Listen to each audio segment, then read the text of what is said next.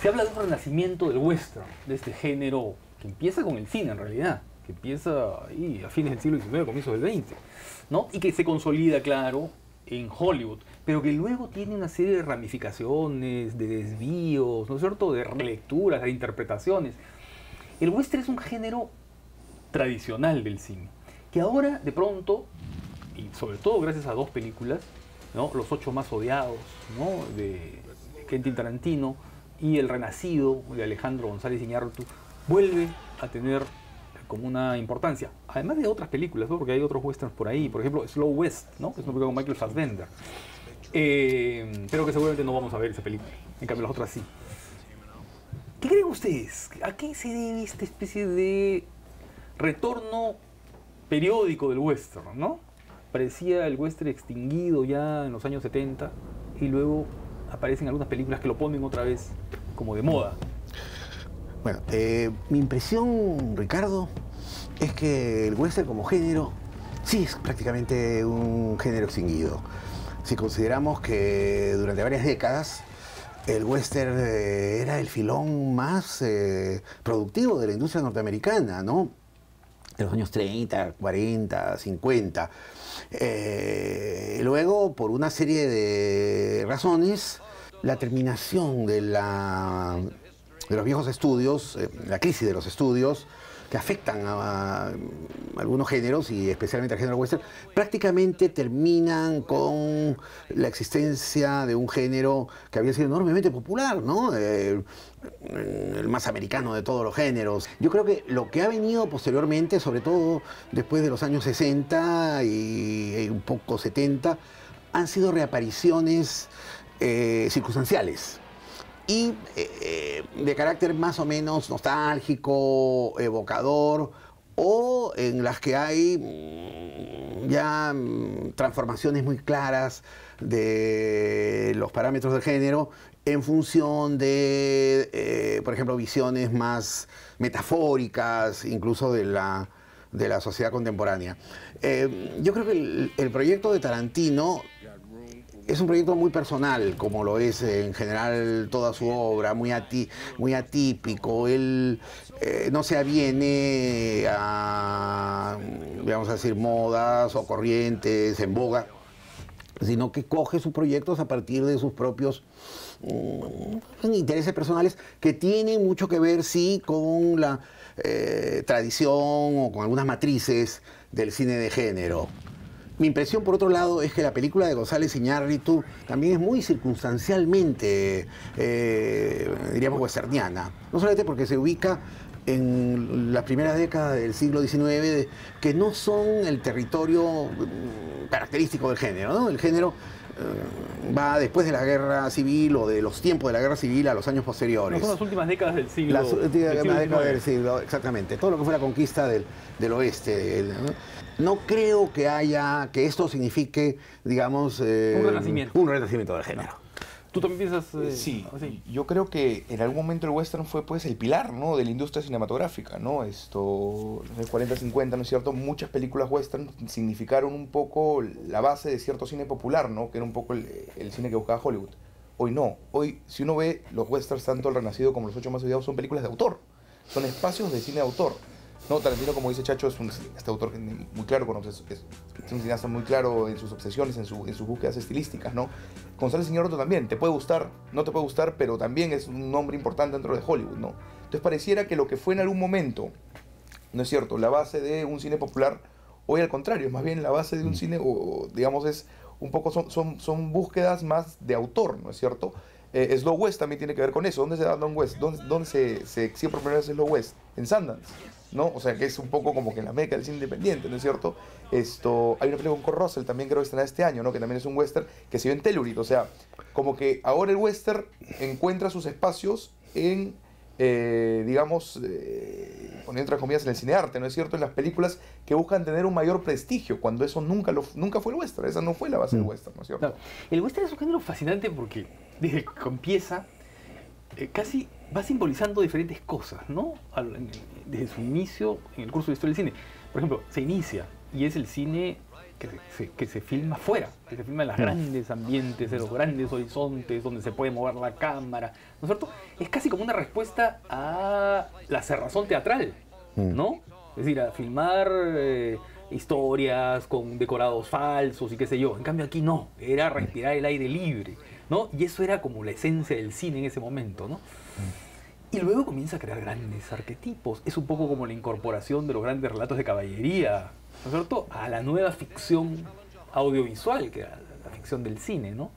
Y entonces aparecen estos grandes arquetipos, ¿no? Del vaquero bueno, del vaquero malo, y en fin, y poco a poco se va complejizando, ¿no? Y luego, claro, siempre tuvo un valor casi metafórico el western, ¿no? En los años de la guerra, ¿no? Incluso, o luego en la época de Vietnam, ¿no? Claro. En la época del macartismo en también, la época del macartismo, claro, me veo como a la hora señalada, por ejemplo, ¿no? Es muy clara la metáfora macartista, es el vaquero convertido en el hombre puro que se enfrenta contra esta especie de mayoría silenciosa que está apoyando una medida autoritaria, ¿no es cierto?, que está encarnando de alguna manera el totalitarismo de la sociedad, ¿no? Una especie de linchamiento colectivo contra los justos, ¿no?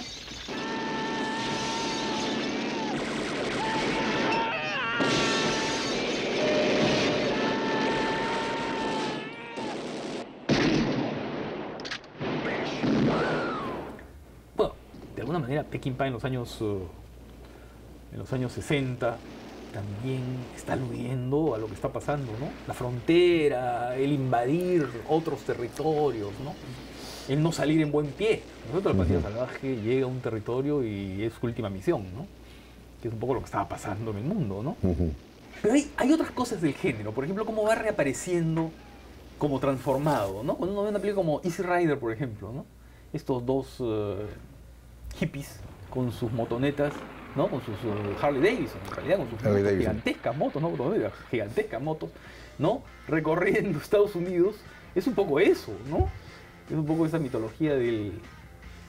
Claro, es un poco la actualización y claro, digamos, es evidente que la épica también de la carretera, con las películas de persecuciones automovilísticas a lo largo de autopistas o carreteras del territorio americano, han sido una prolongación de la épica del oeste.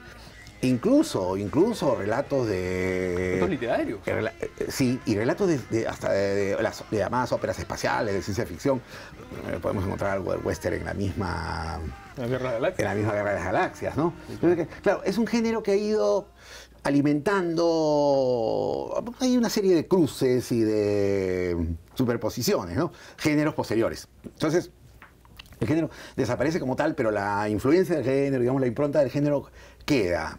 Y eso permite que cada cierto tiempo, como hizo en su momento también Clint Eastwood, que no ha retomado el western, no sabemos todavía, porque no ha dicho la última palabra, si algún día volverá a ser uno, porque fue uno de los que prolongó, por decir así, la vida del género. Pero también en su caso, pues desde una perspectiva, como señalaba Rodrigo, ya muy personal, muy autoral. Ya no es ese cine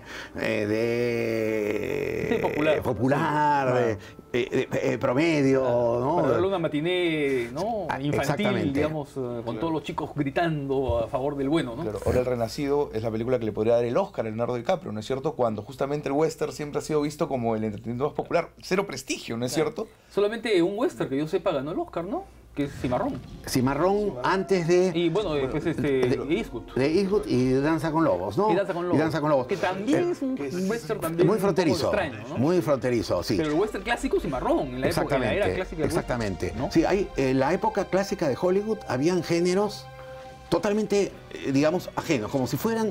Es curioso, ¿no? Como la misma industria descartaba para las competencias películas de algunos géneros, pero el western estaba fuera, las películas policiales estaban fuera, la película de terror o de ciencia ficción fuera. Pero ahora eso se extiende hasta ahora, ¿no? Hasta ahora la academia no reconoce determinados géneros populares o películas muy exitosas, Sí. ¿no? Que Sí. le pueden dar premios secundarios o premios técnicos, Sí. ¿no?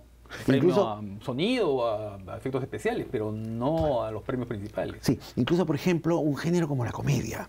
Claro. Bueno, la comedia casi siempre descartado. Es decir, la tendencia es a premiar películas dramáticas, ¿no? Y sobre a ver, todo cuanto las películas que Hollywood cree que le dan prestigio, que son las películas prestigiosas. Claro. Cada vez más se diferencian de las películas de las grandes superproducciones, ¿cierto? O sea, creo que en este momento la diferencia entre el cine más prestigioso y el cine más popular en Hollywood es muy amplio, ¿no? Probablemente el más amplio en la historia, ¿no?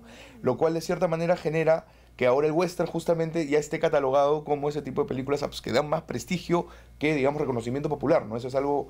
Y eso preocupa a la academia porque, por ejemplo, están viendo cómo los ratings del Oscar va bajando, pues son películas que no tienen una conexión con el público, al contrario, son películas cada vez más minoritarias, ¿no?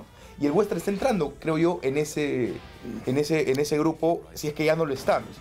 Es como que Hollywood se hubiera avergonzado de aquello que lo hizo popular, ¿no?